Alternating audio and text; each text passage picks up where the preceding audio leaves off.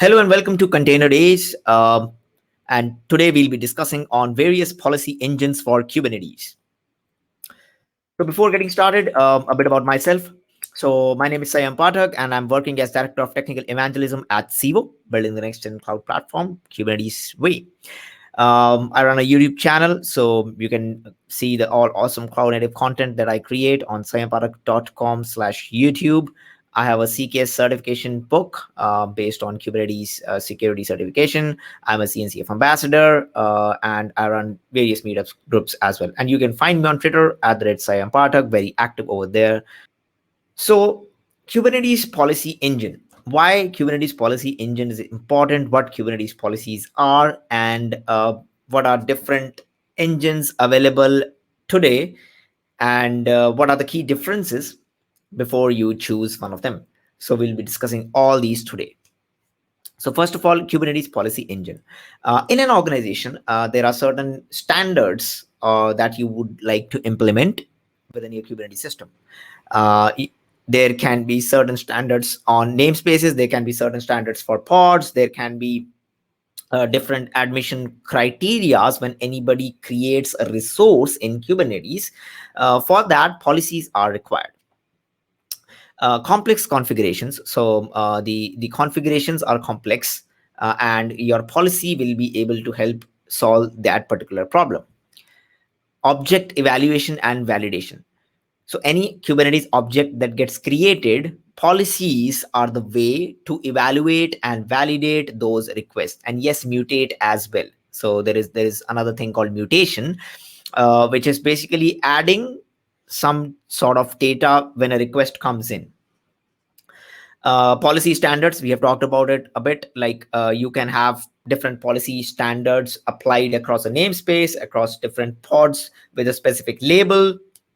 That you would be creating in the in the ecosystem. So a sample, like let's try to understand it with a sample policy, like how this will actually look like. So it's a generic one, not specific to any tool. So let's say a user is there and a user tries to create a pod. Now, as soon as the user tries to create a pod, there is a policy that kicks in and checks against the pod creation. So you can say that there is a pod creation policy which is there. Now, if the pod respects the policy rules, now there can be certain constraints and policy rules that are written in the policy, and if the pod is respecting that, then the pod is created. If the pod if the validation is failed, then the pod creation fails. So that's how simple it is.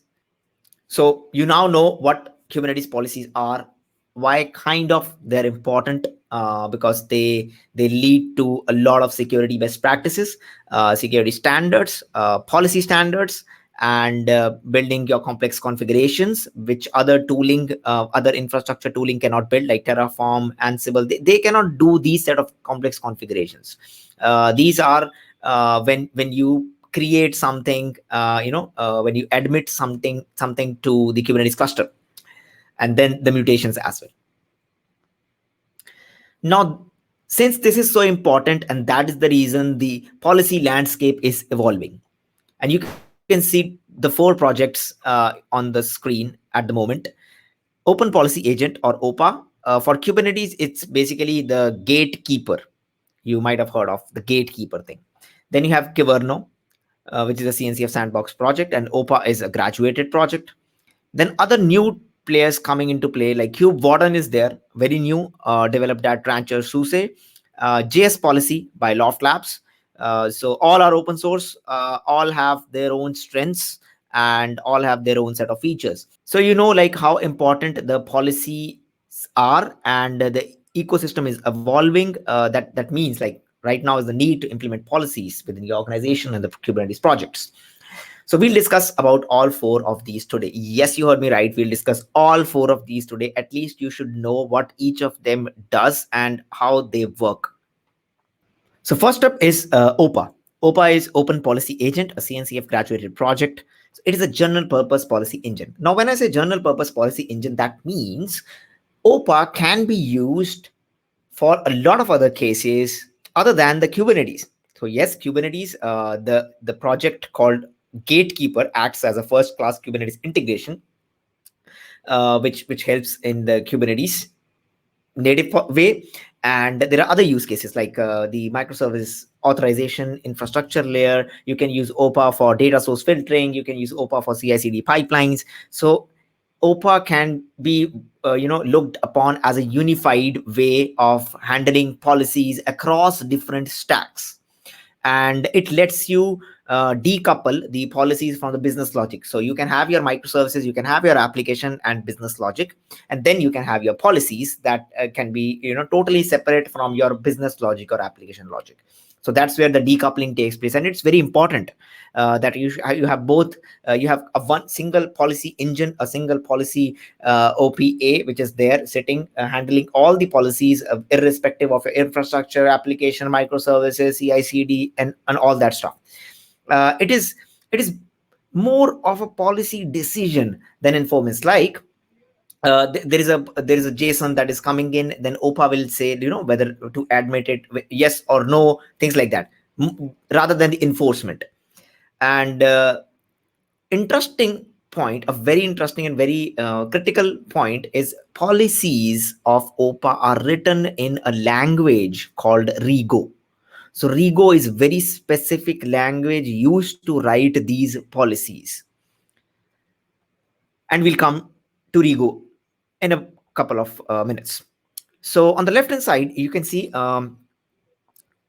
very basically how it works. So say a request or an event that is coming that is coming, and then it's received basically by OPA. So a query in the form of JSON. So anything which is a JSON form, it can be passed on to OPA.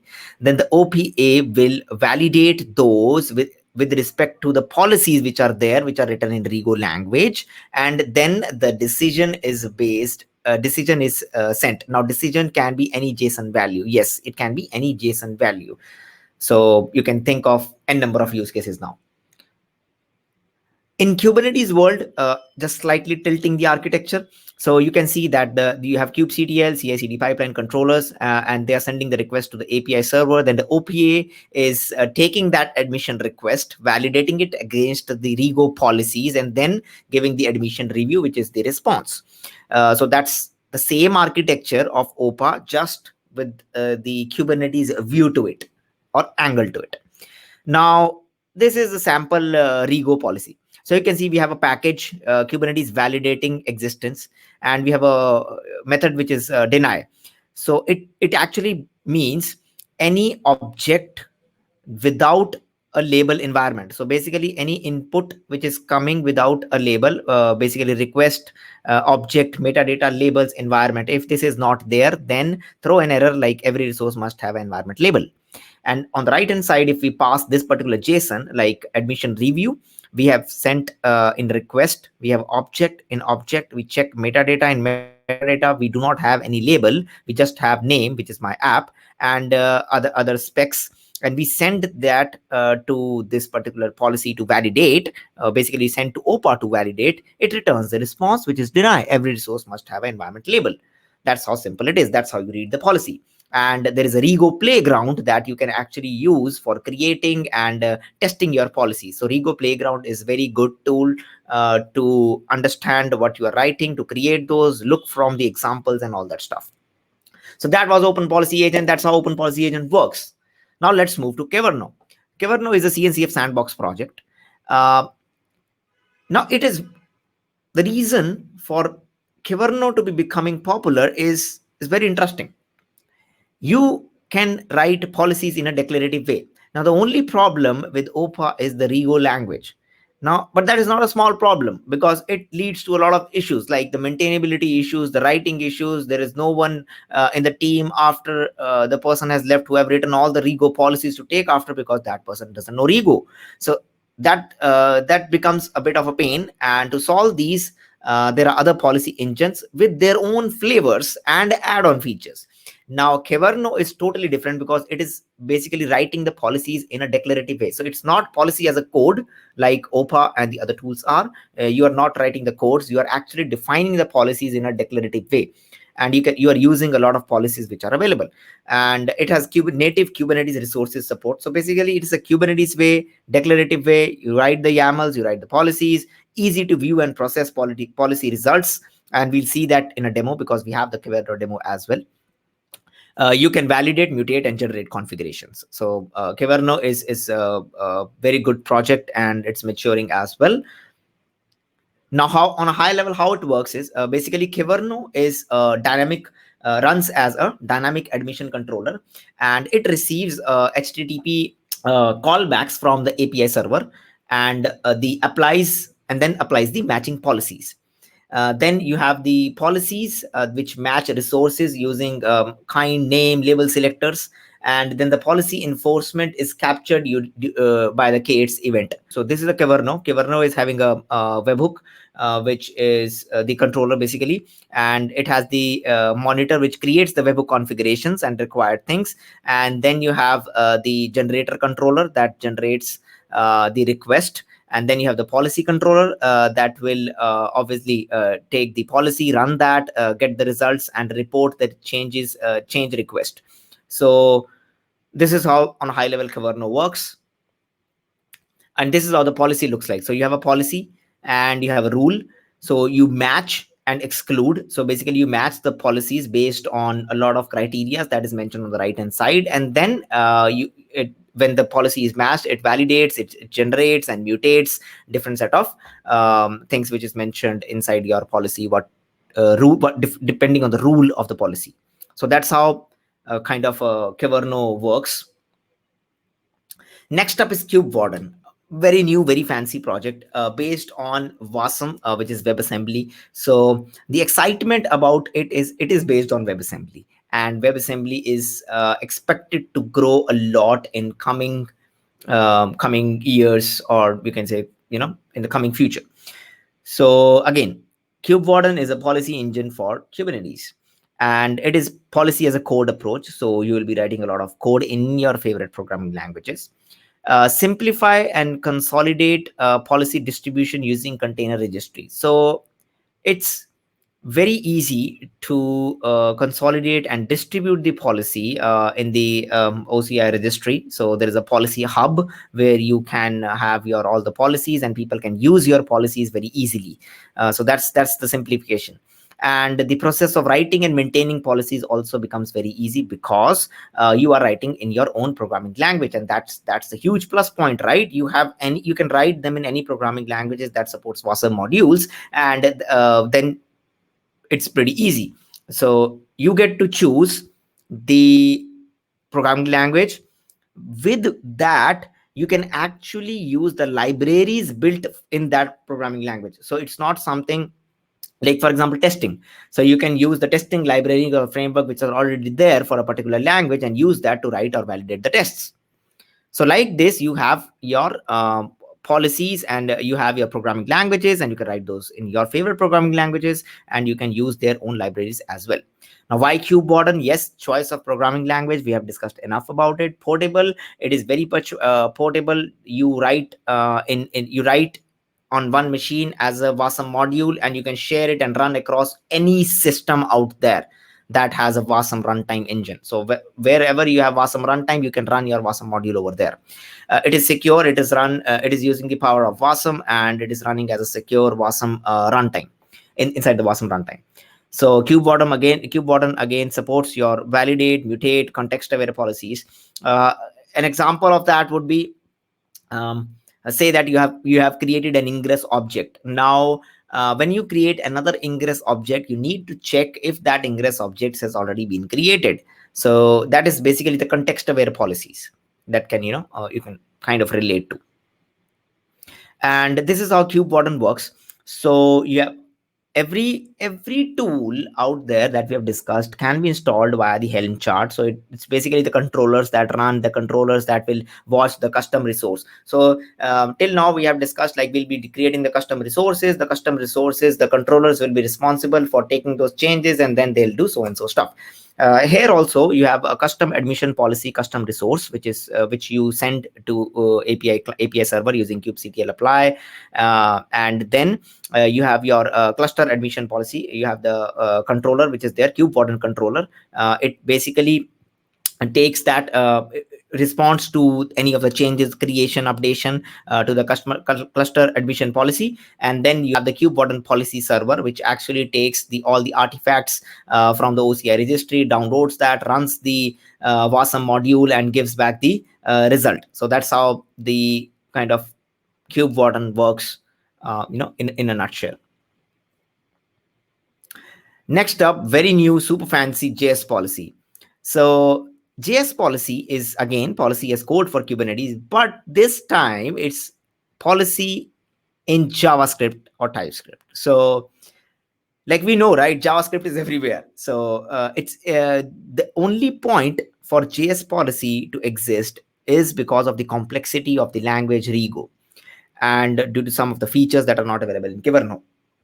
So that's where jsPolicy fits in. JavaScript is super easy to understand.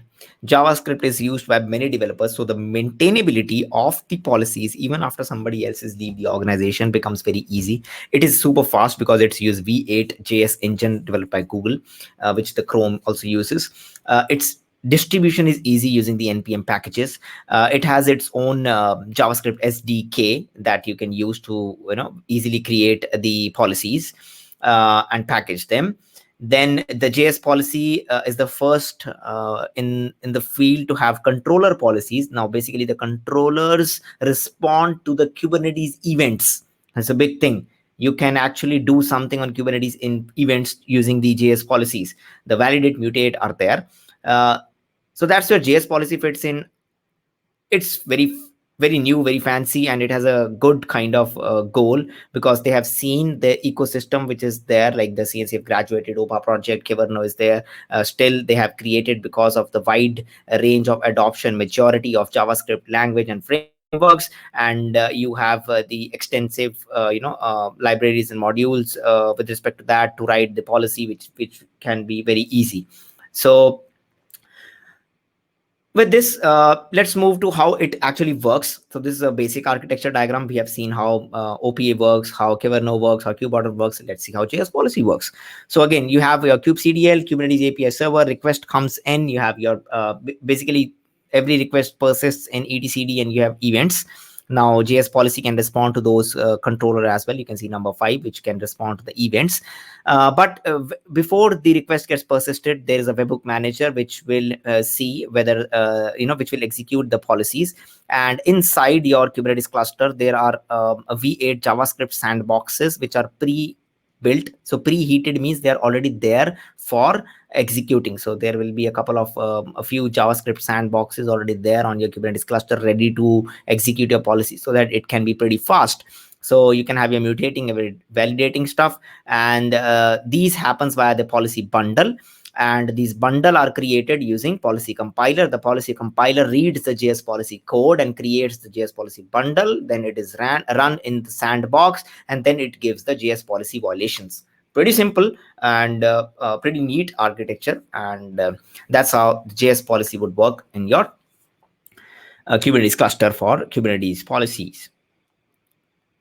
So now we have seen all the policies, and now let's kind of compare how each of them works, and then we'll move to a demo and see one of the policies which is based on Keverno. And I also show you jsPolicy. We have already seen how OPA in the Rego playground works. So let's first see language. So Keverno, you write in YAML files and give it to the Kubernetes cluster, and it's done. In jsPolicy, you have to write some code, and obviously you have to write custom resource, but in the custom resource, you have to write the JS as well. You can write inline JS, and you can also write in other ways. So language is JavaScript. OPA, it's Rego. Cube Warden, any language that supports WASM. Validating, yes, validating everybody does. Mutating is difficult kind of in Keverno because of the limitations that you can do with the YAML file.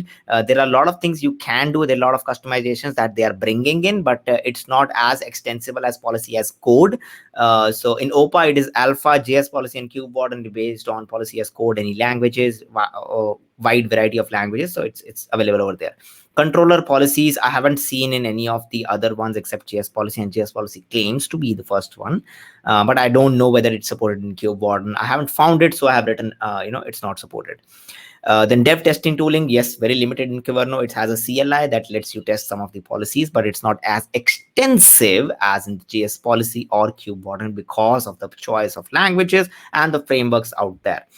And in OPA, obviously, it's kind of limited over there. It has third-party tools, but again, it turns to be limited.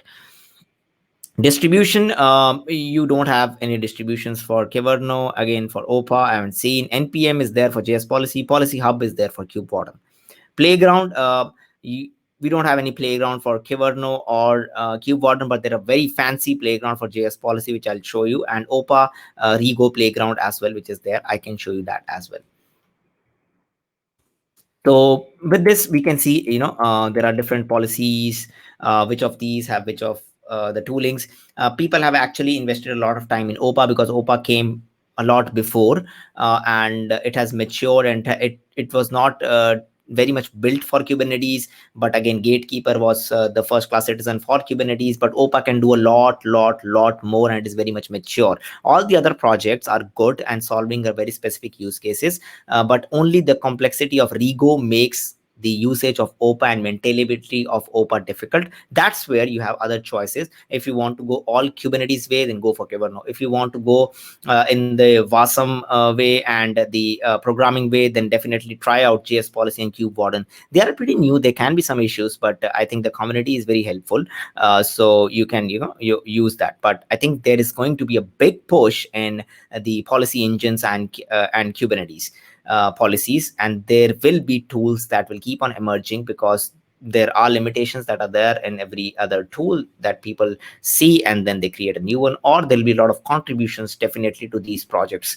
I suspect that's my kind of prediction, that all of these will be in CNCF project and the landscape. Keverno and OPA are already there. OPA is graduated, Keverno is sandbox, but jsPolicy and Cube Warden, once they attain a certain maturity level, definitely they will be there. So I hope by now you have some idea of what Keverno is, jsPolicy is, OPA is, Cube Warden is. You can install any of them using the Helm charts. You can use in respective domains. So let's look at the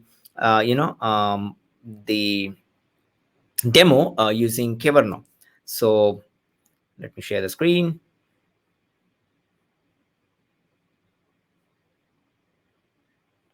So what I have done already, this is a very interesting demo that I'll be showing you. So it's based on Keverno. And first of all, I did a Helm repo add of Keverno, and then I installed the CRDs so that I can create the custom resource and then install the Keverno version. So if I do a kubectl get pods-n Keverno, I can see Keverno is there. So now I'm using Cosine. So Cosine is a container signing and verification for the images, container images from the OCI registry. Very fancy. Like basically, if this particular image is a signed image, and with the help of Cosine, definitely you can do that. And Keverno supports that. So there is a policy which I'll show you, which is. So this is a policy. It's a cluster level policy, so kind cluster policy, and it is verify image. So it has different annotations that are applied, but main portion is the verify images. So basically, we are defining the rules. So I want to match all the resources which are pod. So anything that is internally creating pod, it can be a deployment, it can be anything, but anything which is creating a pod with the image other than Saiyam 911/GitHub GitOps v1, which will be, so it will be checking all. If it's v1, then definitely I have already signed this particular image and pushed my key. So you can see the command that I used is cosine generate key pair. So it generates the key pair. I have signed my v1 image. So I have signed this particular image, which is Saiyam 911 GitOps :v1 using the cosine key generated above. And then I have put this particular public key over here. So basically, if I now create a image or create a pod, so let's create basically kubectl run test -image, and let's use the image which is signed one first. So it works, right? It gets created because the policy is validated. I have validated against this public key. I mean, Keverno has validated against this key. And now let's see, try to create with v2. It's not there. The verification has failed. The v2 image is actually there on my Docker Hub, but this manifest is unknown. So it's signing has failed and verification has failed, and thus the pod creation has failed.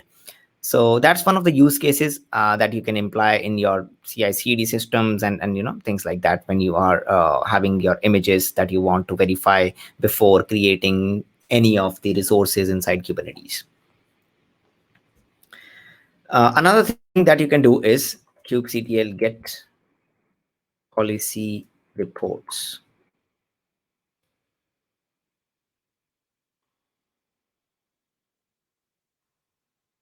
So you can see the policy reports which are there. So in the default namespace, so it will basically show all the policies and their status. So it's kind of a report which tells you how many passed, how many times it has passed, how many times it has failed in a particular namespace.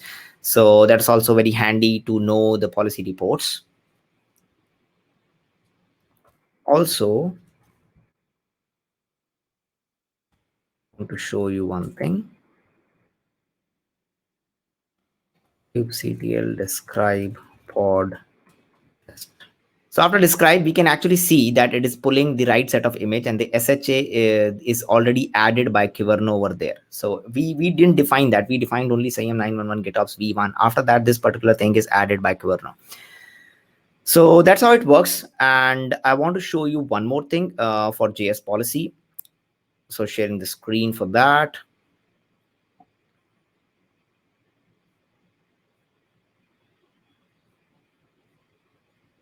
So this is a jsPolicy, and on jsPolicy.com, there's a playground inbuilt. So this is a jsPolicy, kind jsPolicy, and very simple JavaScript code. If the request namespace is default, then creation of resources within that namespace is not allowed. And this is a pod, which is in default namespace. We run it, it's deny. I change it to ContainerDays, and it's a success. So that's how simple you can test different set of policies right away in the browser. And this is the Rego playground. You have the examples. You can search by Kubernetes, label existence, and you can edit, modify over here, pass the objects over here, and evaluate your results. So that's how the policies work. And if you have any questions, you want to contact us, you can scan the barcode and reach out to us, and you can reach me out to Twitter if you have any questions. Thank you so much for watching this session on policy engines with different set of tools which are out there. So we discussed today Keverno, Cube Warden, OPA, and jsPolicy. Discussed how they work, what are the architectures, a small demo using Cosine and Keverno, and also we have seen a sample Rego policy, a sample jsPolicy as well. If you want to check out all their deep dives, then you can go to my YouTube channel, and there are a lot of deep dives on all of these. Thank you so much for watching.